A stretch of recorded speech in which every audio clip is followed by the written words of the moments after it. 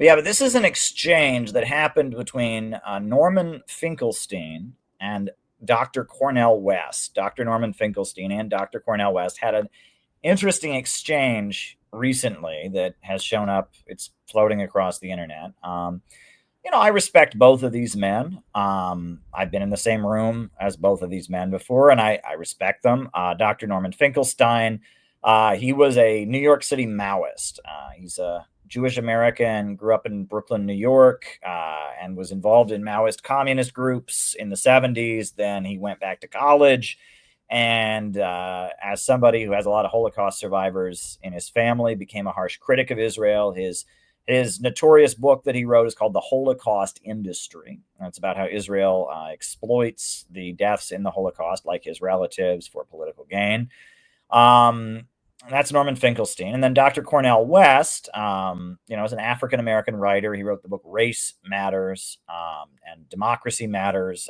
He's kind of the superstar intellectual of Democratic Socialists of America from the 1980s. And he, has continued, to be kind of a Bernie Sanders supporting Black intellectual, et cetera. And the two of them sat down. And I guess the point in contention was, should IDF soldiers be welcome and treated kindly at Harvard University? And I guess they disagreed. And, I'm going to show the video and I'll stop the video and I'll comment on it. It's an interesting exchange that they had. What I think about it might surprise you, but it might not. But it's certainly interesting to hear the perspectives that they give. This is what they said. So if you look at the public opinion polls in Israel, Israel is probably the most polled place on God's earth. If you look at the public opinion polls, about 1/2 of Israeli Jews believe that Israel, the IDF, the Israel Defense Forces, should commit genocide in Gaza. That's not an exaggeration. The question that was put to Israelis was very concrete and succinct. When the IDF enters a city, should it kill every single person in the city? 47% of Israeli Jews said yes to that question. Another question was, do you believe there are any innocents in Gaza? Any innocents? It was asked of Israelis across the board, including non-Jewish Israelis. 62% said there are no innocents in Gaza. If you factor away the non-Jewish respondents, it would come to about 70%. If you turn to Gaza now... Yeah. Now, those numbers are pretty telling. And it's bizarre. But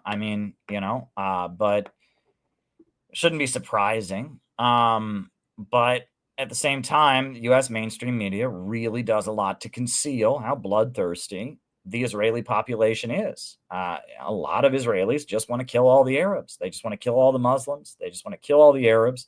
And I used to work at an insurance company in Brooklyn, and I heard it, from their lips, right? And I heard the blatant racism, and I heard so I'm not surprised by that, but many people who consume mainstream media would be, right? The fact that there is such a desire for genocide, such a belief that an entire group of people, the Palestinians, should just be exterminated, men, women, and children, that doesn't surprise me. That is what is believed, but mainstream media does a very good job of covering that up. Let's continue. Israel, for better or for worse, it has a citizen army. That means that army is representative of Israeli society. That army is carrying out a genocide. Every member of that army, EVERY, every member of that army is complicit in genocide. If it's not, as doctors have attested, if it's not targeting the skulls and chests of children, if it's not bombing the hospitals, bombing the schools, bombing any infrastructure in Gaza, the water and sanitation facilities, then they're involved in the systematic, methodical starvation, verging on famine of the people of Gaza. Now, when students, or I should say, when IDF soldiers come after their stint in the Army to Harvard campus, or there are Jews who are publicly defending a real-time genocide broadcast across the social media to the point that even I, who professionally ought to be following it, I have stopped reading it. One nauseating story after another, one sickening story of genocidal murderers in plain sight. Now, I heard one or both of you say, of course, everyone should feel at home at Harvard. I say no. They should be shunned. They should be ostracized.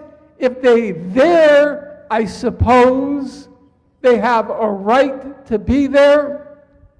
But this notion that we need, and Nadine will confirm, I suppose for me, the bulk of the report's recommendations are we must be inclusive. We must be pluralistic. We must embrace everyone. And I know Brother West. He embraces everybody. When he says Brother when he says Brother Sharpton, I cringe. But he does it, even though Brother Sharpton has stabbed him many a time in the back. But I say they ought to be shunned. You ought not to be inclusive of child killers. I'm asking you, Cornel, do you feel that those students are obliged to be inclusive of child killers? I'm curious, because I know you're very inclusive. Maybe your tent stretches from here to the other side of the galaxy. Do you believe that they should be inclusive of child killers? Yeah, that's a hell of a way of characterizing it, though, because you see, see where this goes now. See Dr. West's response, see the interaction, and I'll tell you what I think, and what I think might surprise you. But I'm seeing this from like a third angle, right? You just heard Dr. Norman Finkelstein's opinion on the matter about whether or not those who fought in the IDF should be welcome and treated at home at Harvard, or whether or not they should be shunned. And now Cornel West is going to give his opinion. And it gets to be a little bit heated. The two like each other, but it gets a bit heated. And then I'll give you my opinion, which is from a third, completely different angle. But here we go. Problem here, brother, is that, the history of religions, which has been for the most part the history of barbarism in terms of institutional religions, they have specialized in shunning people. And once you begin to shun, then the next step is dehumanization, subjugation, and you're just redoing the same cycle that you yourself were resisting from the very beginning. On the other hand, and here this is where, now see, and he did not, we have such great respect and love for you, brother, but we don't agree on everything. Is that right, though, babe? We don't agree on everything. Because different strokes for different strokes, not in the superficial sense. Sly Stone just died. That ain't no joke. That was at the dignity of everyday people. You a different kind of brother than I am. I don't have to make you like me. You the kind of brother who have courage, intellect, unbelievable commitment to truth, and believes in shunning.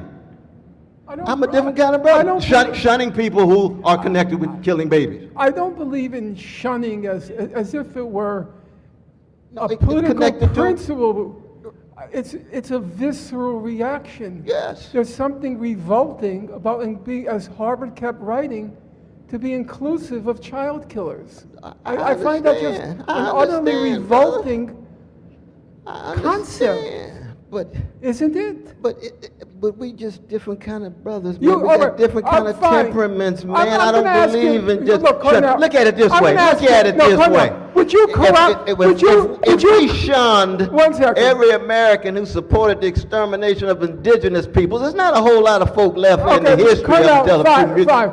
If we shun No, but we the could- majority of Americans who No, supported the this- enslavement of this black is- people, the lynching of black this people, is a- Jim Crow and Jane Crow, who's left? Well, you got This- some Mormons, you got some Quakers and some Mennonites and so forth around. Then you got the secular Jews in Brooklyn I'm who sorry. come in with this This rich is- tradition and want to go to the back of the bus on the Jim Crow bus when all the black Yeah, folk are this there is- and the Goyim is okay. in the front. That's a small group. No, this is a rhetorical evasion. No, it's not. Yes, it is. I'm speaking Cornel, directly to your question. I'm would you- just not agreeing would with you. you. Cavort and carouse?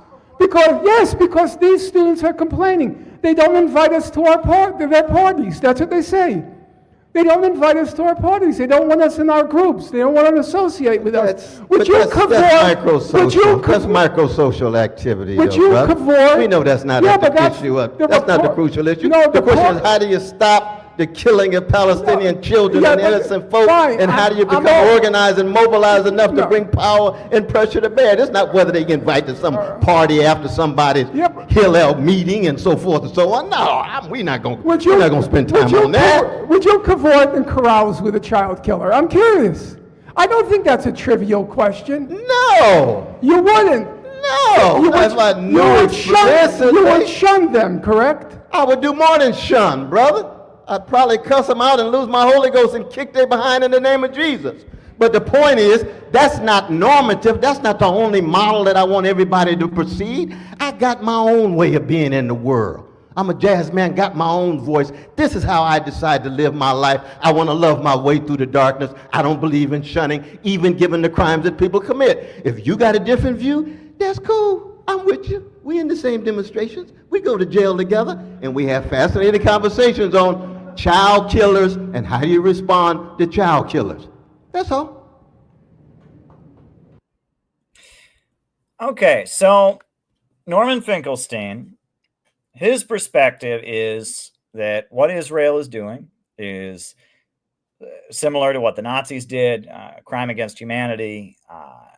There's public support for genocidal crimes. The Israeli military is committing genocidal crimes. That when people that have been part of this genocidal army come to Harvard, we can't just treat them like we would treat normal people. They should be subject to some level of ostracization. He didn't say they should be banned from Harvard. He said they do have a right to be there, but they should be subject to some level of ostracization because they are associated and have been involved in crimes against humanity. That's Norman Finkelstein's argument. And, to Norman Finkelstein's credit, there is this ridiculous notion. I don't know where people get this, but there are a number of Jewish students that are suing Columbia University, suing Harvard, because they claim that the student protests that were broken up by the police, that the campuses outlawed and expelled people for participating in, somehow just the fact that they happened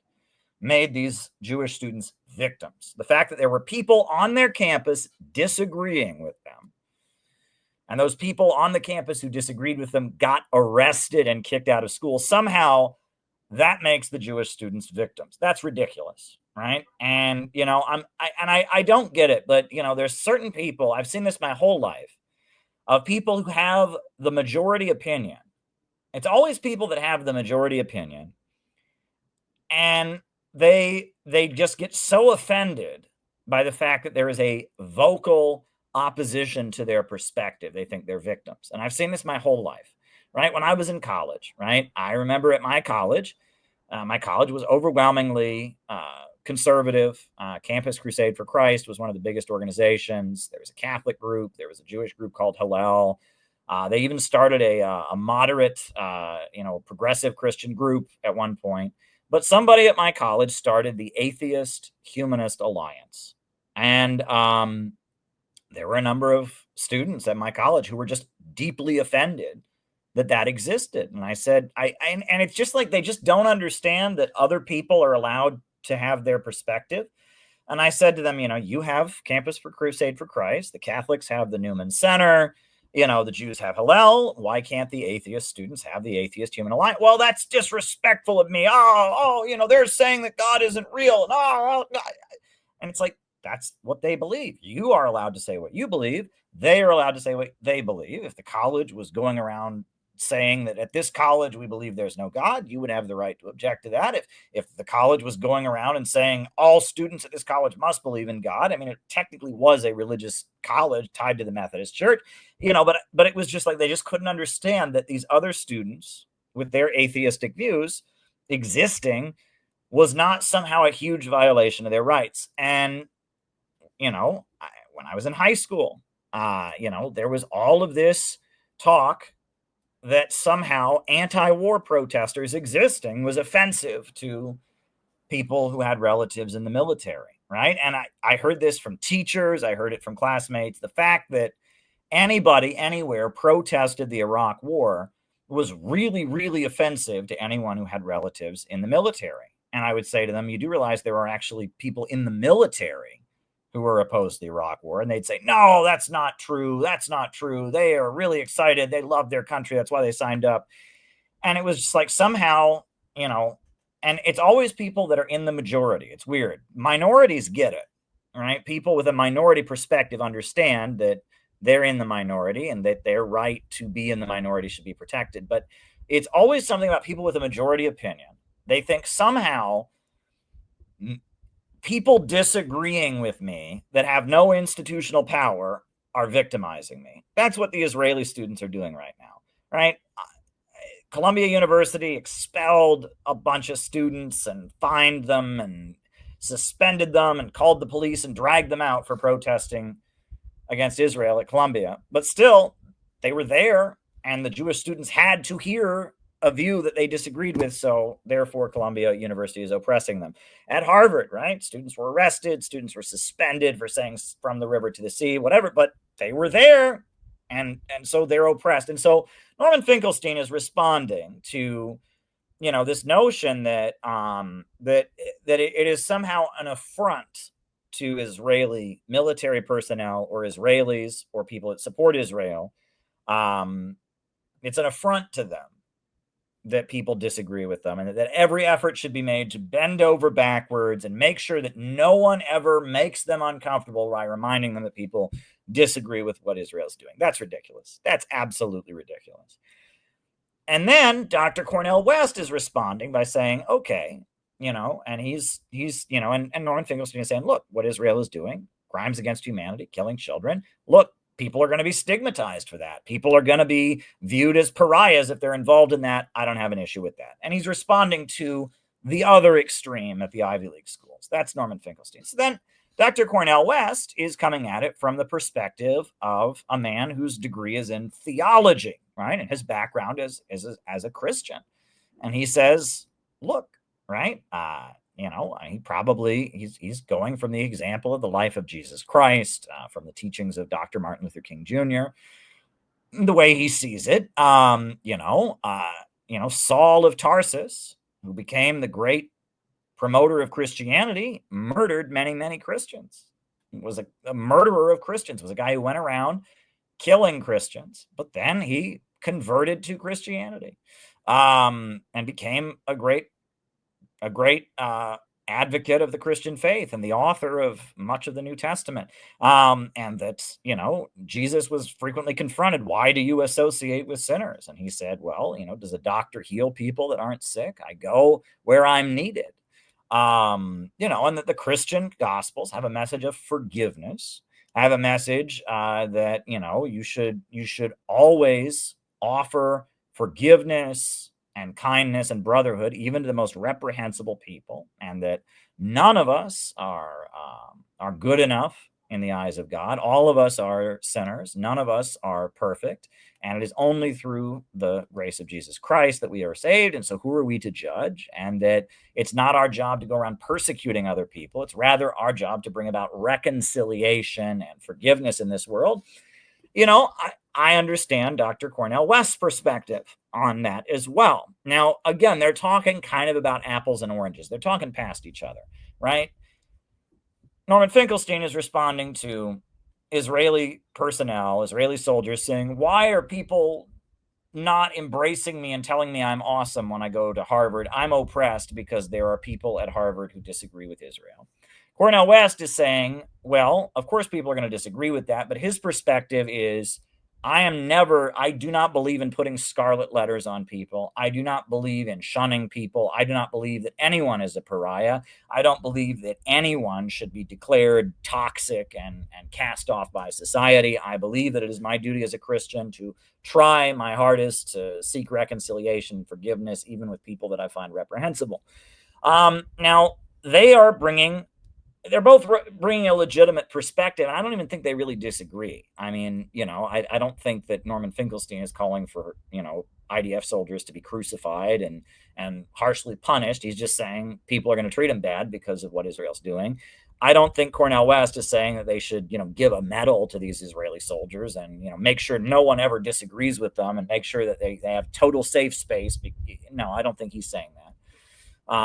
But I am going to bring a third perspective, which is similar. I know there's people in the audience that are going to get mad at me. Similar to what Cornel West said, but for different reasons. I don't think that we should allow the prevailing institutions of American society to have the power to declare people to be shunned or reprehensible or subject to social isolation and stigma because of their position on international events. When it comes to Israel-Palestine, I am on the Palestinian side. I oppose Israel. But Harvard is pretty solidly on the Israeli side. And if you give academic institutions like Harvard University the power to say, oh, well, this person, they're from this country and we don't agree with what this country did in a war, so we're going to encourage people to shun them. We're going to encourage people to make them social pariahs. Oh, no. Well, what if a student from Russia comes and they served in the Russian military in Ukraine? Well, according to mainstream media, that's a genocidal war by evil Russia, so I guess we're going to have to stigmatize them. What if a student from Iran comes to Harvard? And, mainstream media says Iran's an evil country that's attacking Israel and oppressing the Israelis somehow. Are we going to stigmatize them? And giving that kind of power, the power to make people pariahs, not to ourselves, right? You're not giving that power to yourself. You're giving it to the enemy. Giving that kind of power to the enemy is very, very dangerous. And no, I don't think that academic institutions should have the authority to encourage the stigmatization of people for their positions or involvement in geopolitical issues, and that encouraging that kind of thing inevitably means it's going to be turned around and used against anti-imperialists. And you might say, well, I'm not for that. I'm against it. Of course you are, but it sets precedent. And that, first of all, we have to remember that this is a purely hypothetical debate.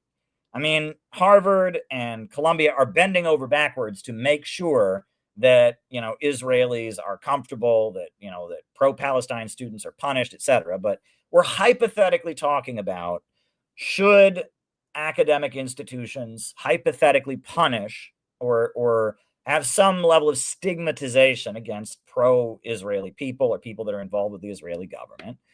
In theory, that might sound good if you're really pro-Palestine and all of that. But we know how the institutions of U.S. imperialism operate. And this is a point. It's a nuanced point, but it's a point that has been lost. We don't want to give the power to our enemies. We don't want to give the power to our enemies because we know they'll turn around and use it against us. And like a great example, right? One organization that I have called out before, and I will call them out again, is the Freedom Road Socialist Organization, a pro-Palestine organization, a Marxist student group, a Marxist communist group that's in different parts of the country. And they have been protesting the fact that their own members have gotten kicked out of their colleges for having pro-Palestine protests. Well, do you know who's to blame for that? They are. Because prior to October 7th, what did Freedom Road Socialist Organization spend about 7 years doing? Going around to colleges and trying to get Republican organizations banned because they're racist. And their website, Fight Back News, is full of cringe articles all about how some club, some Republican club on the campus, they have screenshots. They hacked into the server, and one of them made a transphobic joke. And they were spending all their time and all their resources in Florida and in the South, but they have the screenshots, trying to get Republican organizations banned from the campus, not for what the students did, but for what they believe, arguing that, these students, they're transphobic, so they should be banned from the campus. These students are racist. They should be banned from the campus. And in the name of woke bullshit, they gave the academic institutions the power to silence people, not for what they said, not for what they did, but for what they believed. And lo and behold, when they were protesting for Palestine, the college said, all right, just like we thought that the Republicans were transphobic and, you had the screenshots, we think you're pro-Palestine demonstrations. We think that, that's anti-Semitic. You gave power to the class enemy. That's what happens when you give power to the class enemy. That's why we don't support hate speech laws. We don't support hate speech laws. Why? Because they consider support for anti-imperialist countries, criticism of Israel, opposition to U.S. imperialism, they consider that hate speech. And while, they might be able to use a hate speech law to shut down somebody we don't like, this is our enemy we're talking about. They're going to use it to shut down us. This used to be common sense. Common sense. That you never, people that are involved in labor union struggles, right? If you're involved in a labor union, right, and, they want to write into the contract, we have the right to fire somebody because of their political views. Any labor union in the country is going to fight against that because they know that's going to be used to shut down pro-labor, pro-activist people. And somebody might say, well, no, the boss says this will only be used against Ku Klux Klan members. This will only be used against pedophiles or whatever. Doesn't work that way, right? If you give the enemy the ability to ban people for what they believe, not what they do, but what they believe, you're putting yourself wide open to attack. And that is something that the woke left has completely forgotten. It's completely forgotten. And that, if I was in the room, I would have said, I understand Cornel West's perspective as a Christian. I understand Norman Finkelstein's perspective as somebody who's just so outraged by what Israel's doing. But I have my third perspective, and I'm saying, I have been subjected, and I'll just say this, and, Noah commented in the chat, I've been subjected to shunning, right? I went to support the students at New School University who were on strike. They occupied the cafeteria to support the workers' union. And I went there to support them. This was in 2018, I think. And I went there to support them. And I was taken aside. People don't feel safe with you here. Why? Well, we read on the internet that you're a Richard Spencer supporter. I'm not a Richard Spencer supporter. I'm not a white nationalist. Well, yeah, but we also heard that you believe in working with Russian neo-Nazis. And they just kept saying things that were not true, but they just didn't feel safe with me being there. Me being there in the room with other adults, other legal adults, being in the room in this public space was just so triggering.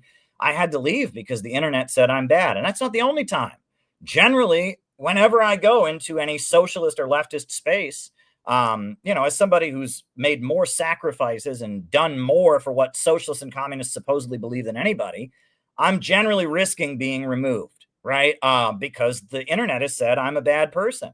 And I know what that's like. And, if the internet was fair and if we lived in a world where it would only be actual genocidal murderers who are subjected to that, fine. We don't live in that world, right? We live in a world where, Russia bad. We live in a world where, people that support North Korea are actually the same as Nazis. Yeah, I saw it. I got the screenshots. I saw it on Twitter.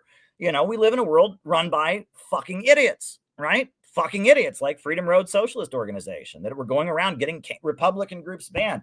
Turns out Republican groups are more sympathetic to Russia and Ukraine than Democrats are, but somehow that was the heroic thing for this communist group to do, is get Republican groups banned from the college campuses, and giving Harvard University the authority to ban people on the basis of we don't agree with you geopolitically, or we interpret you as a bad person based on our understanding of international events. You can't do that.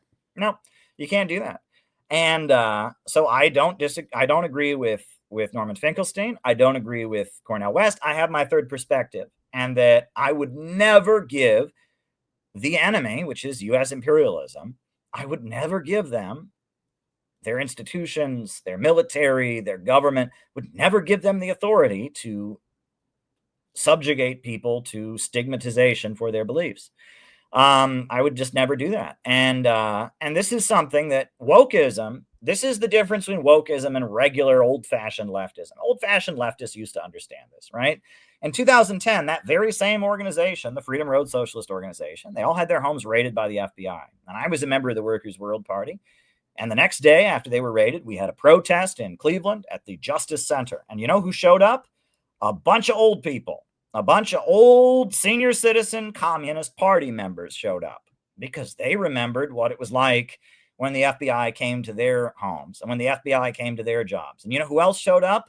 Members of the new Black Panther Party, because some of them had been in the old Black Panther Party. A guy named Abdul Kahar, who had been a leader of the original Black Panther Party. And he remembered what it was like when the FBI raided their offices. And we were there. We were in the Workers' World Party, and he was in the Black Panther Party. And these were old folks that had been in the Communist Party and the committees of correspondence. We were all out there saying, hands off Freedom Road Socialist Organization, because that's wrong. The FBI shouldn't be raiding them and calling them terrorists because of their views on Palestine. And all of us rallied to support them because we knew that the FBI is not a friend of the international working class. The FBI is not a friend of people that are fighting for justice. And if they raid Freedom Road, they'll come for us the next day. And it was our duty to stand with them. And that was our principle. And to their credit, Freedom Road did support the Uhuru movement. To their credit, they did support Uhuru. I did see Joe Eisbacher and some other Freedom Road people at the rallies to support the Uhuru movement. So I'll give them credit for that. However, unlike in 2010 was before woke, before Occupy Wall Street, before wokeism. But when Uhuru got raided by the FBI 3 years ago, nobody did anything. Nobody did anything. Tucker Carlson did more to support them than any communist group did. I mean, it was absolutely shameful, absolutely shameful. And the reason was the internet said they're bad. Well, the internet said they're bad. And, and these young woke kids, they don't understand that the college represents the class enemy. The college isn't this great institution that can be used to force a social justice agenda. And they want the college to ban Republicans for being racist. They want the college to ban Christians for being homophobic. They want, the media to not allow perspectives, that are critical of U.S. foreign policy, because Russia bad, Russia evil, China bad, China evil. They want people who disagree with the mainstream to be smeared and canceled and labeled, and that's why woke people are toxic. Woke people are not against the establishment. They are for the establishment. They agree with U.S. foreign policy narratives. They are helping the ultra-rich impose a degrowth narrative onto society. And they might invoke communism as they do it. They might invoke anti-racism, feminism, whatever the fuck they want to invoke. I don't, and it changes every day, right? Just whatever the Twitter or social media flashed in their face, blue sky or whatever. It doesn't matter, right? It's all bullshit, right? It's cultivated resentment coming from the establishment. They are the foot soldiers of the establishment. There's a big difference. I can be critical of the new left of the 1960s, but in the 1960s, college students who didn't support the Vietnam War went out and protested, and their professors said, "That's un-American. You're betraying the country."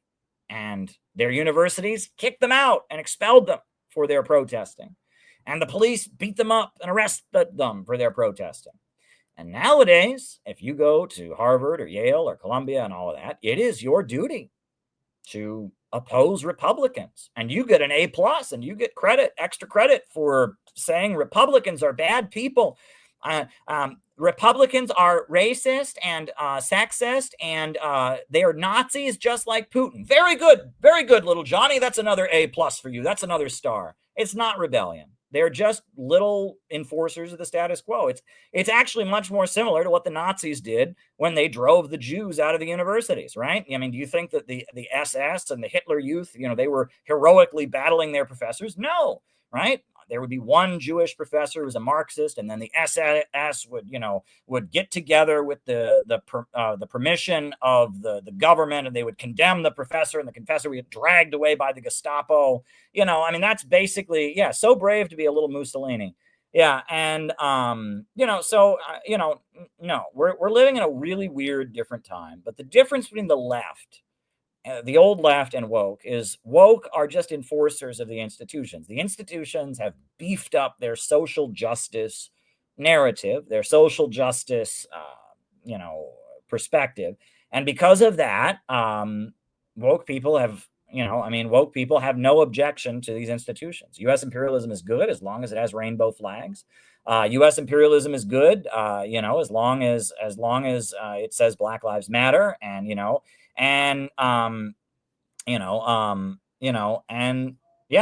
are not good folks. And now what's weird is that they're pro-Palestine, and that creates a dichotomy. And some of them are probably going to learn from the pro-Palestine position.